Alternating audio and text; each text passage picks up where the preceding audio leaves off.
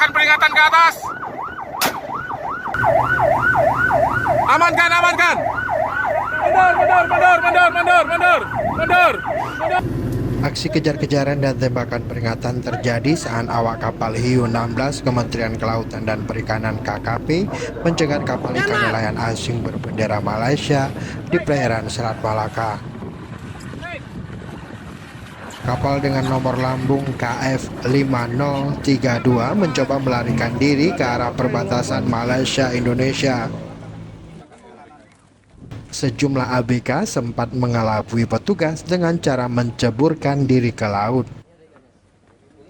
Petugas kemudian menangkap kapal tersebut dan membawa ke dermaga Pelabuhan Pengawasan Sumber Daya Kelautan dan Perikanan PSDKP Kuala Langsa, Aceh. Petugas mengamankan 5 anak buah kapal warga negara Myanmar, 1 unit pukat harimau yang dilarang di Indonesia, dan ratusan kilogram ikan hasil tangkapan disita.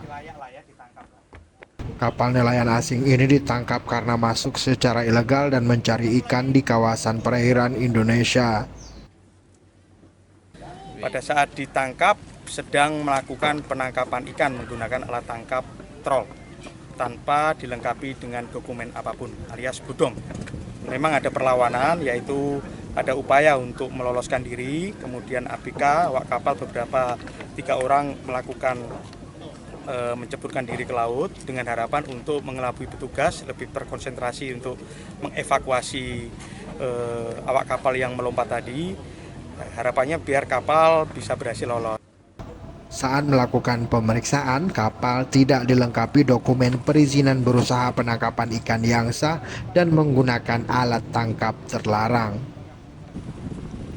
Akibat pelanggaran tersebut, nahkoda dan anak buah kapal didakwa melanggar Undang-Undang Nomor 6 Tahun 2023 tentang penetapan Perpu Nomor 2 Tahun 2022 tentang Cipta Kerja dan diancam hukuman penjara paling lama 5 tahun dan denda maksimal 2 miliar rupiah.